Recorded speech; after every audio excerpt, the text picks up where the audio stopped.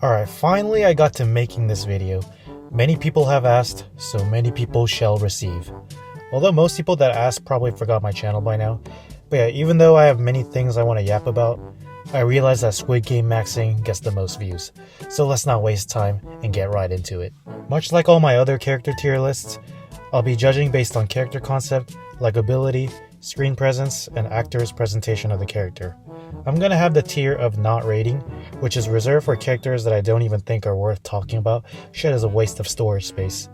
In terms of other tiers, D tier means characters that were either dog or characters that I didn't care for, but still wanted to include them in the actual tier list. So D for dog / don't care. Simple enough. C is for characters that were just alright, served their purpose. Either that or they were not likable, but they still kind of stood out and isn't complete ass. B is for characters that I liked, or for characters that were noticeable, but is just not as good as A or S. A is for characters that I really liked, and S is for the GOATs. Also, one more thing, I'm gonna measure the characters based on what I initially thought after finishing the series when it came out.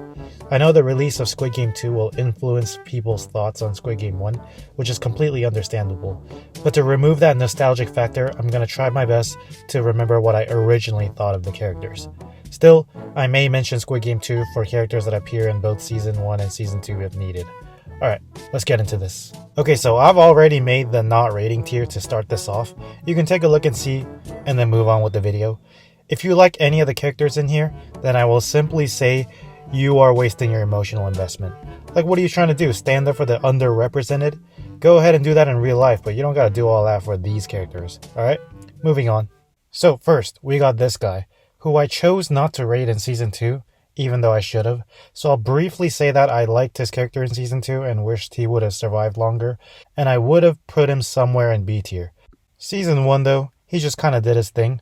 Like, pay me back, bitch, or I'm taking all your shit.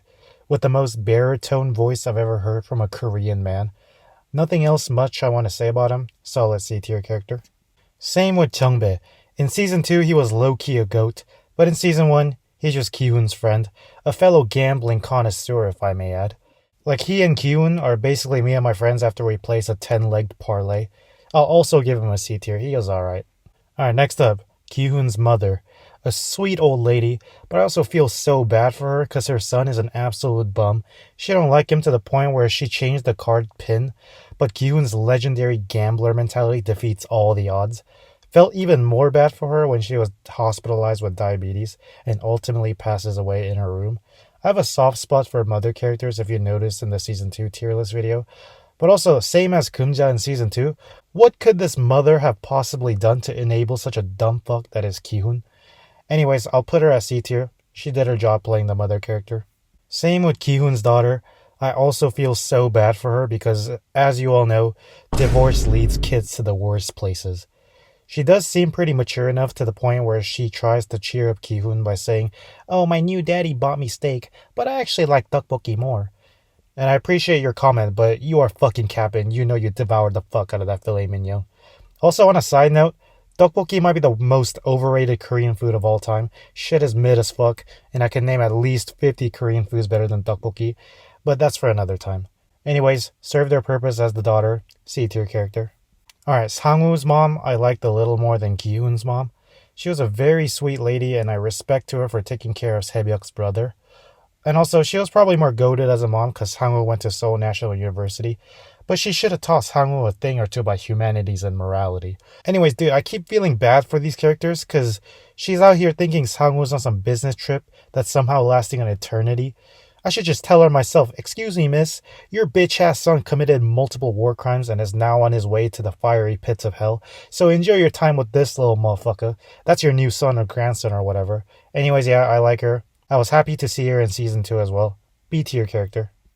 Alright, so in Season 2, this man's definitely a fan favorite. That's why you see all those fucking edits of him with that exact same music.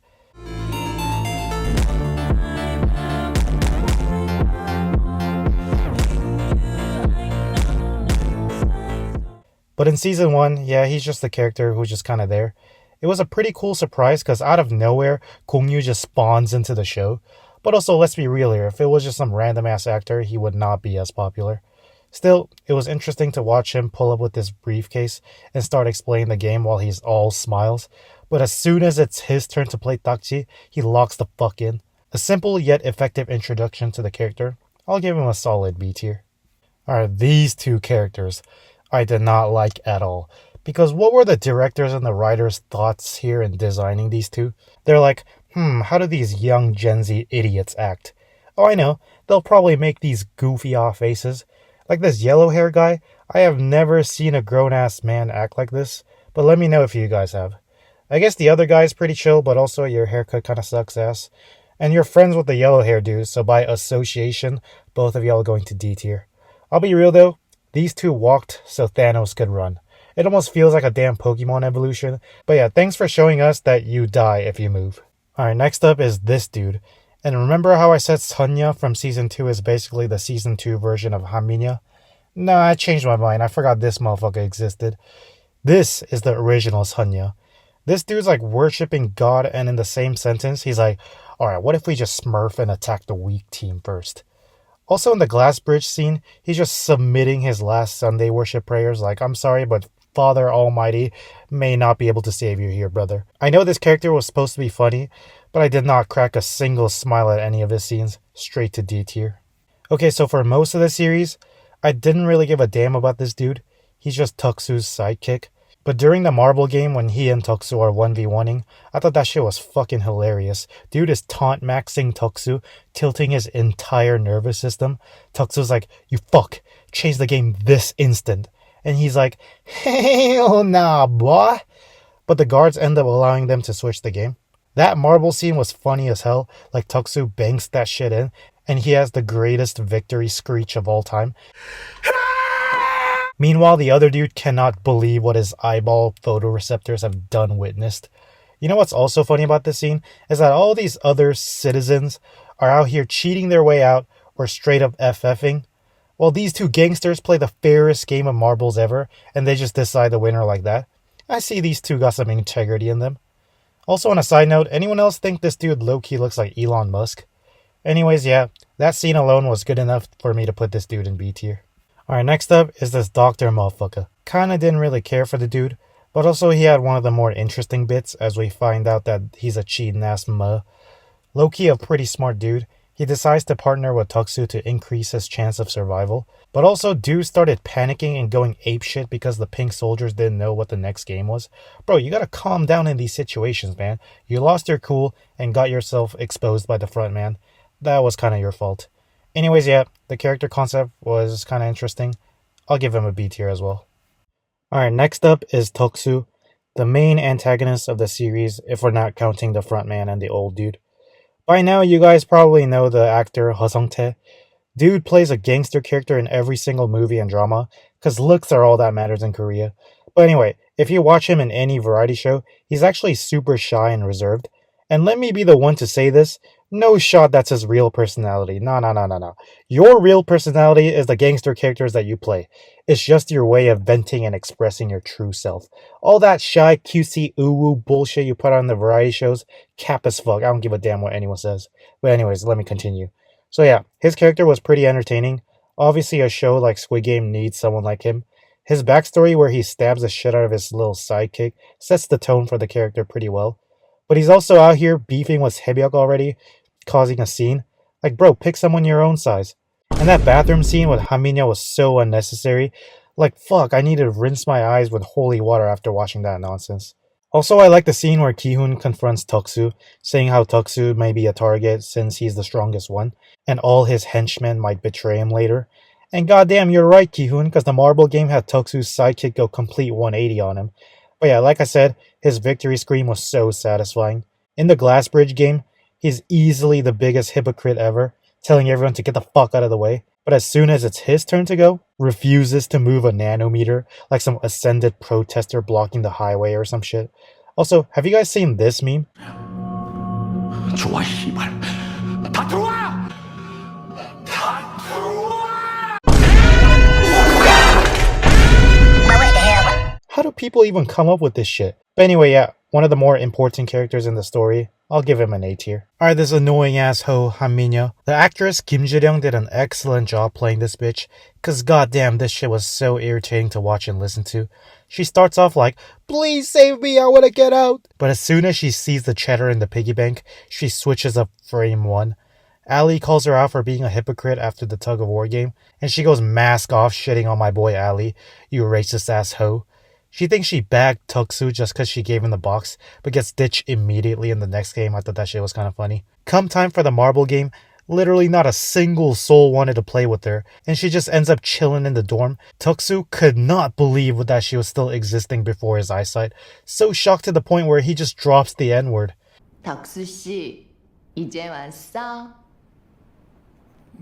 네가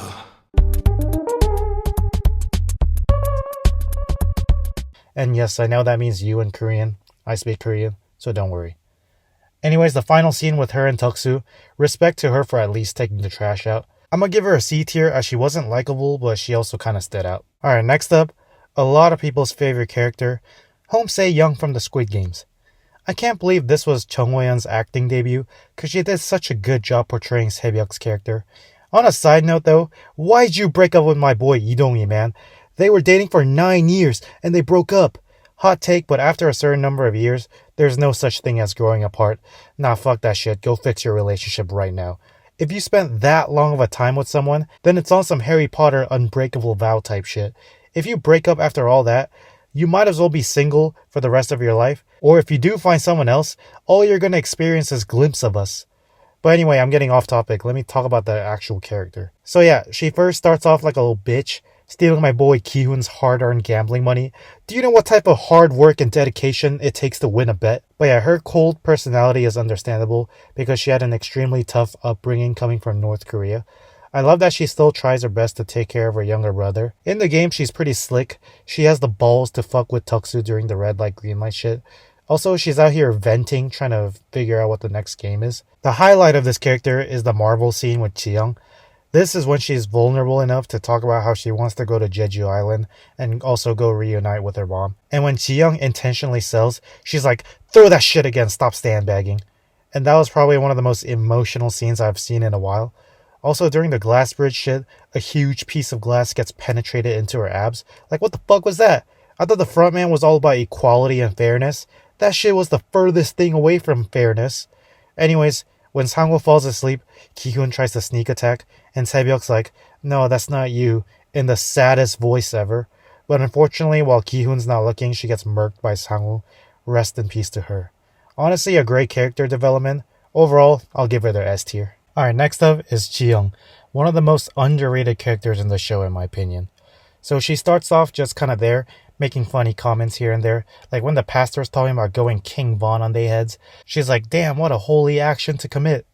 But yeah, as we all know, the marble scene with her and Sae Byeok is probably the best sequence out of the entire show. The actress Yumi did a fantastic job setting the right tone for this scene.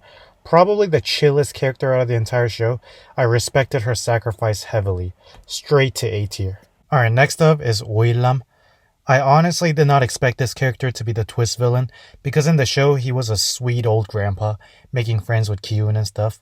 But honestly, looking back, the show did give many clues as to how his twist makes sense, like how his number is number 1, or how he's cheesing his ass off, prancing about during the red light, green light, while everyone else is shitting bricks. Or how when the hallway fight happens, he's like, please stop, this is scary. And then they actually just stop that shit on his command. Or how they don't actually show him dying during the marble game. But yeah, I was so emotionally invested in the marble scene. I thought this dude was taking the ultimate sacrifice to continue Ki-hoon's plot armor. But nah, this motherfucker had absolutely nothing to worry about. Give me back my tears I wasted on your old ass. At the final scene, he justifies the reasons behind the games, how he gave the people a chance, and how he didn't force anyone to play, and that he was bored so he just joined. I remember seeing a good amount of people defending his actions, and I'm just like, are you guys fucking serious, bruh? Like, yes, technically he didn't force anyone to play, but also like what he's doing is insanely exploitative and fucked up. You cannot defend any of the shit he did. Also, he's a gambling addict till death, like Ki-hoon too, saying, over under 0.5 helping that homeless dude before midnight. Okay, how about we bet you having over under 0.5 sexual misconduct cases? Alright, I'm trolling. But anyway, it took me a while to accept him as the twist villain, but in hindsight, he was a pretty well written character. I'll give him an A tier. Alright, so season 1 Frontman had that mystery factor, and it kept people curious as to what kind of character he is. He's very calculated and organized, but also kind of fucked in the head, like he's just chilling, watching people die like it's a fucking Netflix show. Which is technically what the audience is doing as well. But anyway, I also like the scene where he's hunting down Juno, noticing that his phone is placed the other way around. Like, you're a little weird for noticing that. Anyway, it turns out the frontman is Juno's brother, which at first I was like, are you sure that's your brother and not your father? Quite the age gap it seems, but anyway, he shoots Juno off the island, you heartless motherfucker. The reveal that the frontman was Lee Byung-hun was so cool.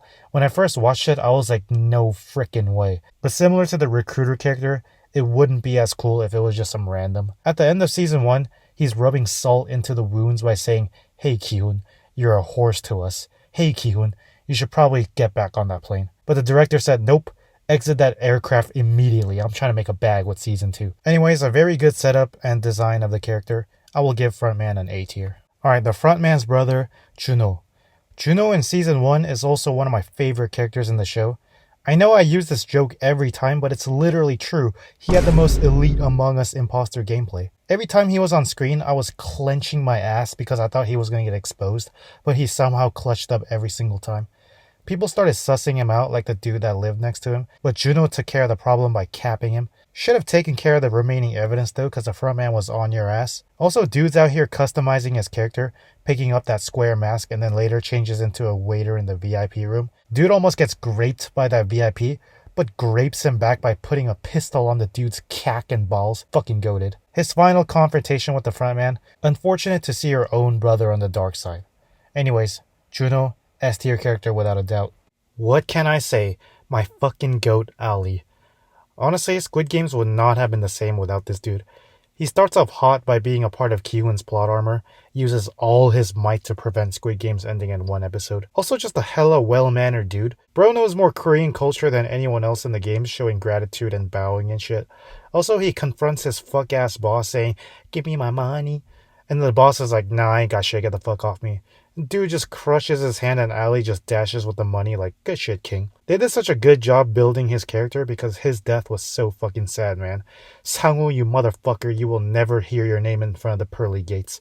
But also, Ali, I know you respect Sang Woo and all, but you should have noticed that he was trying to fuck you over when he started crashing out and calling you a cheater. But in his case, he respected Sang Woo so much, in his mind, he probably knew that he was getting fucked over, but also didn't want it to be true. Anyways, this is what happens when you are too kind. The moral of the story is, be kind like Ali, but also know when to not be kind. Still, my favorite character of Squid Game 1 goes to S tier. Alright, next up, Sang Woo Shiesty. Props to the actor Park Hae-soo. I think he did an excellent job portraying this character. If you want to see more of him, I'd recommend Prison Playbook and Narco Saints. Anyways, I just wanted to say that a lot of people praise this character for being the most realistic character in the show. And to that I say, no, he's not good because he was the most realistic. He was good because he was the smartest. You know who the most realistic characters in the show are? Any random who died in the first 3 games. They're the most realistic. Anyways, we can see that he's deep down a good person, but yeah, in moments of survival, he unfortunately makes brutal choices. I love how he tries his best to be chill, but Ki-hun keeps fucking scratching his soul, talking about, yo, what is my goat Sang Woo from Seoul National University doing in the trenches like my dumbass? You know his ass wanted to slap the shit out of Ki-hun then and there. But yeah, he is very smart. He deduces the fact that the shapes may mean the shapes carved into the Taigwanas.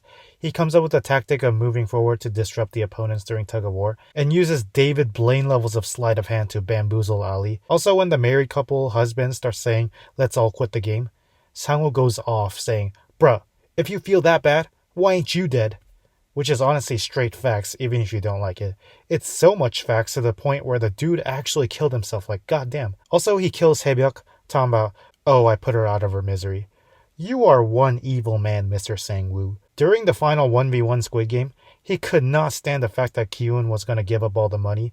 Bro was like, nah, someone's got to have this money, bro. Just take the W. I'm killing myself. Also, on a side note, his suicide attempt scene was kind of hard as fuck. He was on some Joji shit. Anyways, an excellently written character. He's going to S tier too. Finally, we have the main character, Ki-hun. So yeah, despite the fact that he was a deadbeat loser gambling addict dad, overall, I thought he as a protagonist was pretty well written. Props to Lee Jung Jae for this role because he usually plays characters that are more on the serious side, including Squid Game 2, like that's his usual duty. But he did such a fantastic job transforming into a complete loser idiot, talking about, hey, my sweet little angel, guess who won money from betting on, I don't know, fucking Nikola Jokic's horse Dreamcatcher to win the race? Hey, Sang-woo's mom, I just won money getting my shit rocked and mogged by some businessman in the subways. Honestly, shit was low-key funny. I also appreciated his character more in Season 1 because it was more genuine and real as he is going through the games for the first time, even though I will admit he got insanely carried by plot armor. Like in the Taigona game, he got the umbrella and most people will just die there, but he figured out that he can lick that shit from behind like, god damn, you got all those skills and your wife still divorced you? Tough, man. He also got lucky as hell playing marbles with Ilham, as the dude intentionally sells accepting all of Ki-hoon's lies and talks about the most giga luck of all time in the glass bridge. Dude was literally about to die first and some chump was like, yo, can I be the main character please? I was nothing but a fucking loser. Like, shit, be my guest, bro, go ahead. I love the fact that he wanted to forfeit the game before Sang-woo killed himself, and he didn't lose his sense of humanity after coming out alive, instead using the money to help Sang-woo's mom and Sae Byeok's brother. In the end, he was about to go to the US to reunite with his daughter, but sees the recruiter play dakji and decides not to go. I remember the audience reaction was pretty split. Some people say he should have went to go see his daughter, and some people say he made the right decision by not taking the flight. Me personally, I didn't really care. I thought either ending would have worked fine. But like I said earlier, obviously they needed to make Squid Game 2, so yeah, the director was like, Ki-hoon, get your redheaded ass off the plane. Like I mentioned in Squid Game 2 video, some people don't like Ki-hoon's character because he represents justice, but also cheats in the marble game. But in my opinion, the inconsistencies are excusable because it just makes the character more believable. Like, no shit, you're gonna try to survive some way when you're facing death. But yeah, overall a great protagonist, a character very easy to empathize with. I will give him the S tier. On a side note, yes, I do like this Ki-hoon more than Season 2 Ki-hoon, because like I mentioned earlier, it just felt more genuine. But let me give you a very dumb reason as to why I didn't like Season 2 Ki-hoon more. I didn't say this in the Squid Game 2 video, but Lee Jung Jae's acting in Season 2 was sometimes distracting and broke immersion because the way he spoke was on some Korean historic drama type shit. Like he's on some 나는 이 게임을 해봤어요. 내가 왕이 될 상인가. Like, I don't know how to explain it if you don't speak Korean, but yeah, I thought that shit was a little weird. Still enjoyed how they did his character in Season 2 though, but let me end it here because I spent way too long on this section. Alright, that's the end of the video. Hope you enjoyed, and again, if you have your own opinions, please let me know in the comments. But if you're gonna say some stupid ass shit like, don't never let bro cook again, I mean, go ahead, you can still say it, I'm just not gonna respond. I still can't believe Squid Games is this big, because I remember when that shit first came out, in my experience, that was the first time that I have seen a piece of Korean media get shit posted and memed into oblivion. Like, the amount of times I've seen Ki-hoon's smiling face getting spread across on Reddit and Twitter was funny as fuck, and it was definitely interesting to see. Alright, now that I completed the quest of making the Squid Game 1 character tier list, I don't really know what to do next, but I'll think of a video idea. I've seen some people suggest All of Us Are Dead character tier list. I haven't seen the show, so I'll have to watch it before making it, so be on standby for that. I was also thinking of doing a Breaking Bad / Better Call Saul tier list. Also, my fault for spoiling Breaking Bad in the Squid Game 2 video, but also the show's like 15 years old. I was also thinking of making a Hollow Knight boss tier list since that is my favorite game, if you've noticed. But yeah, let me know what you think of those ideas as well. Thank you for watching the video. Like, comment, share, and subscribe. And yeah, have a good life or something. I don't know how to end the video.